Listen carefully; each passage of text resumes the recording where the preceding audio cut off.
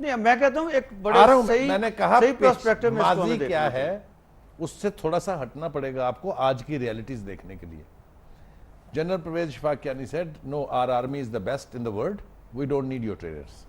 This was the first indicator that army is not willing now to act as a subservient body of the Americans. दूसरी बात ये लूगर bill का, देखिए चाहे Pakistani politician हो चाहे पाकिस्तानी रूलिंग एलीट हो, आर्मी के अमूर में मदाखलत करना, हमारे यहाँ प्रेसिडेंट है ना, इसको अच्छा समझा जाता है।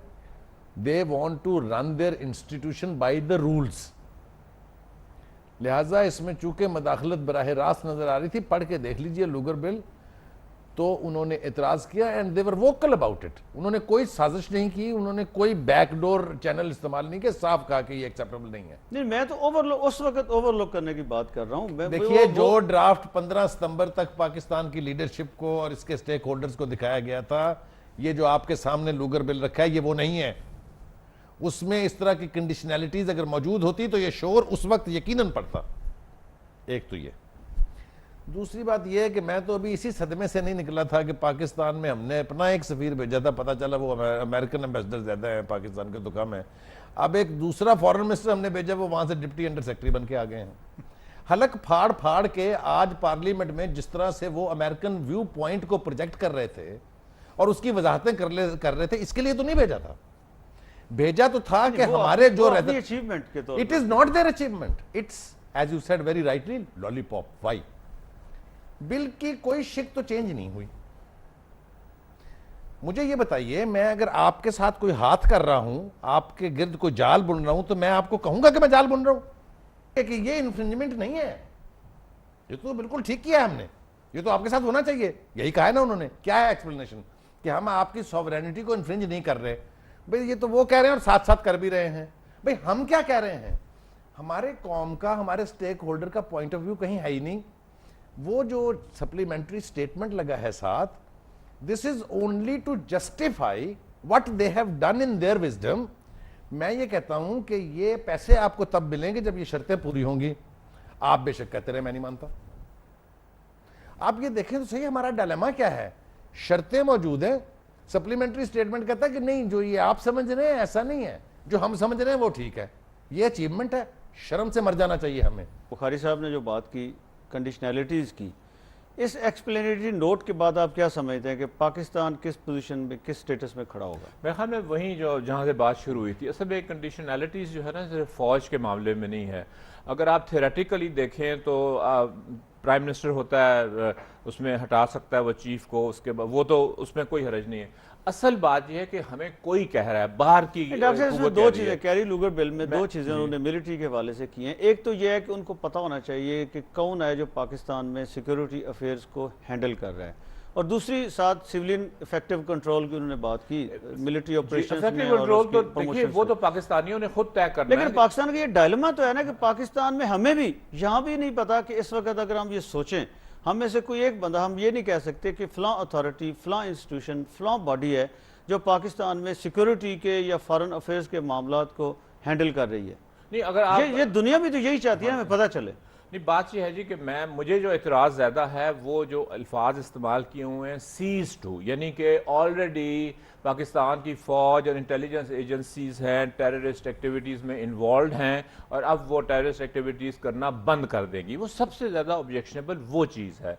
अगर तो उसमें ये होता कि इनको नहीं करनी चाहिए, नेबरिंग अच्छा, दूसरा जो मुझे एतराज़ है उस पर है कि जो पहले तो ये एक मालियाती बिल है, उसके ऊपर एक लंबा चौड़ा सियासी लेक्चर दिया गया, पूरे बिल में सियासी लेक्चर है, और उसमें अगर आप देखिए कंडीशनैलिटी से भी ज़रा हट के, वो इतनी दफ़ा यहाँ पे डिस्कस हो चुकी है, मैं तफसील में नहीं जाऊँगा, लेकिन जो चीज़ों पर ज़्यादा एतराज़ है वो उसमें विश ऑफ द कांग्रेस है, जिसमें कांग्रेस ये कह रही है पाकिस्तान को कि हम ये चाहते हैं कि पाकिस्तान अपनी लॉन्ग टर्म स्ट्रेटेजिक इंटरेस्ट के लिए अपने हमसायों के साथ अच्छे ताल्लुकात बनाए, इंडिया और अफगानिस्तान के साथ। आपके रीजनल मुल्क चाइना है, आपके साथ ईरान है, टर्की है, यानी वो हमें कह रहे हैं कि आपने रीजन में रह के किस तरह बिहेव करना है और आपके स्ट्रेटेजिक इंटरेस्ट क्या है।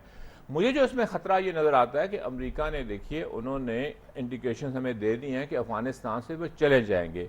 जनरल मैक्रिस्टल ने अगर 40,000 के ट्रुप्स मांगे हैं तो इसी नीयत से मांगे हैं कि मैं एक रीजनेबल वहाँ पे पीस ला के और अमेरिका को इस पोजीशन में ले आऊँगा कि विड्रॉ कर जाए। 51% अमेरिकन का जो पोल्स आए हैं वो कह रहे हैं अफगानिस्तान से निकल जाएं। उसके बाद उनकी जो इकोनॉमी है वो सस्टेन नहीं कर रही, वो तो अपना जो हेल्थ कवरेज है उसको, यूनिवर्सल हेल्थ कवरेज, उसकी तरफ ज़्यादा उनकी तवज्जो है। तो खतरा ये है कि जब वो वहाँ से बाहर निकलेंगे तो कहीं हमें ना जिम्मेवार बना दें अफगानिस्तान की सिक्योरिटी का।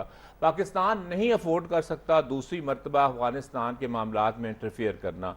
तालिबान के ज़माने में हमने इंटरफियर किया था और उसकी अभी तक सज़ा हम भुगत रहे हैं। ये नहीं हो सकता कि हम प्रॉक्सी बन के अमेरिका की, हमें बनाएंगे या इंडिया को बनाएंगे जहाँ पे उसकी हमें बनाएंगे जहाँ पे ग्राउंड पे लड़ाई का ताल्लुक है। और जो इस इंडिया को तो वो बनाएंगे कि उनकी डेवलपमेंट वो करे, उनका एग्रीकल्चर ठीक करे, वहाँ पे इंडस्ट्री उनकी को बनाने की कोशिश करे। हमें वो बनाएंगे जहाँ लड़ाई के मामलात आ जाते हैं। और आप अफगानिस्तान की जो ट्राइबल सोसाइटी है उस पर नहीं इस तरह मुदाखलत कर सकते। पाकिस्तान को तो हैंड्स ऑफ पॉलिसी रखनी होगी।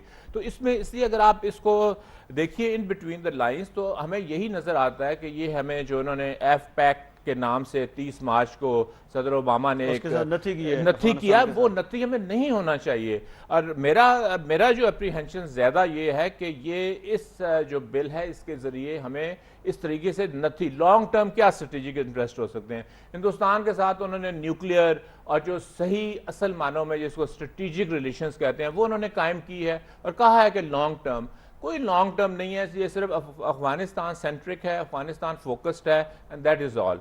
तो इसलिए उसमें बहुत से खतरात हैं जो हमें नज़र आते हैं।